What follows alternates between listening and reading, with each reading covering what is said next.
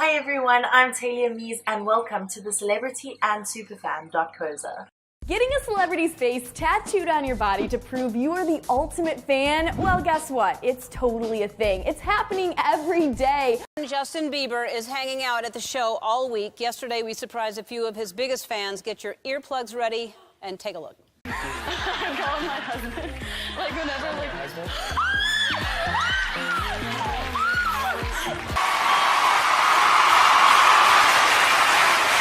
This website is an entertainment news platform, but with a twist. It will serve to inform and educate you on what it truly means to be a superfan. So, what is a superfan? The Oxford English Dictionary definition defines one as a person who has an extreme or obsessive admiration for someone or something. And I personally wanted to explore this further. I wanted to see if this was a fair representation of what a superfan actually is. The words obsessive and extreme hold negative connotations here. The history of fandom consists of more negative than positive perceptions. Typically considered to be the obsessive loner or hysterical crowd, fans have always been considered to have an unhealthy obsession, which is linked with psychologically deviant behavior. With the rise of media influence, the perception on fandom is changing into a more positive one. It is very rare in modern society to find somebody who does not identify as a fan of someone or something. So how is the superfan different from the fan? Especially when words like obsessive or extreme are put into play. The Oxford English Dictionary definition is definitely more in line with older worldviews on fandom. So is superfandom merely the modernized representation of what older academia considers to be fandom? When I began this project, I didn't realize what a mammoth task lay in front of me. I simply thought that I could combine theoretical research with practice. It didn't quite work out that way. Academic literature on superfandom is extremely limited, so I often felt as though I was going blindly into this entire project. That is not to say that there is no literature whatsoever on the superfan phenomenon. It's just more deeply embedded into popular culture than it is into academia.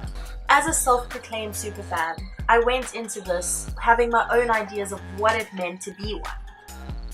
And this initially limited me, but eventually aided me in my research. I struggled immensely in the beginning, but once I found my superfans, I made tons of exciting discoveries. Although they all identify as superfans, they are all unique and diverse in their sets of interests.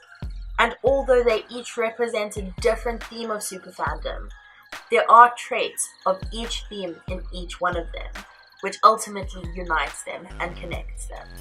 The first theme that I discovered is called aesthetics, and I found it through my superfan Plesso, who is a superfan of none other than Rihanna. Basically, what aesthetic means is that the external look of the superfan is directly impacted by the fashion choices or external look of the celebrity. Whether it be a makeup look, a hairstyle, or a fashion statement, there is often a direct link between the style of the superfan and their chosen celebrity. The second theme that I found was a theme that was easiest to define. And once you take a look at Jade's story, you will understand why.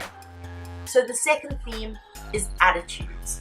And what that basically means is that the superfan embodies the ideas and belief systems of the celebrity and basically takes on their attitude and mimics it themselves, right? So the best kind of example of this would be when Khloe Kardashian started the whole trend. Everybody was doing it. I know my friends were. Even Cardi B was doing it. He just went out his way. I wonder if Cardi B is not herself a superfan. I'll have to ask her one day. Wishful thinking. I love how the themes aesthetics and attitudes fit into a more Hollywood appeal, especially the letter A. The letter A was quite a find for me and I got overly excited about it. You know, Hollywood is rife with the letter A. Hello, A-lister, am I right? But the project still seemed to be lacking with these two themes. It seemed too vague to me, that there was more to be desired. So I went on a pursuit of a third. I didn't try very hard with this because I wanted it to be a natural finding, but it definitely wasn't as easy to come across than the first two. My third superfan, Lee, was probably the most interesting find. He didn't fit into the typical category that I had already established as a superfan. He was very different and wasn't what I thought he would be. But this was brilliant. It opened my eyes to the possibilities that there are multiple different types of superfans and that they present themselves in various different ways, shapes and forms. So with Lee, he introduced the third theme, which is activities. And this is where the fan is so enamored by what the celebrity does that they take their actions into their own lives. And a great example of this would be when Justin Timberlake spoke about how Prince influenced his life so much. He said, "It would be silly to say that he has inspired our music. It's beyond that. He's somewhere within every song I've ever written. He took this inspiration and filtered it into his own career, and that is the kind of activity I am referring to." So the most interesting finding for me was that although these superfans represent three different themes, attitudes, aesthetics, and activities, they all embody each and every single one of these characteristics. Although some present themselves more obviously than others, they really do embrace the other two, even if it is subtly. So I like to consider this project to be the 3 A's of effect. And what this means is it's the 3 main areas where superfans are influenced by a particular celebrity in their everyday lives. So, what exactly is a superfan? Are they the technical definition, or are they so much more? Join me in my discovery process and see for yourself.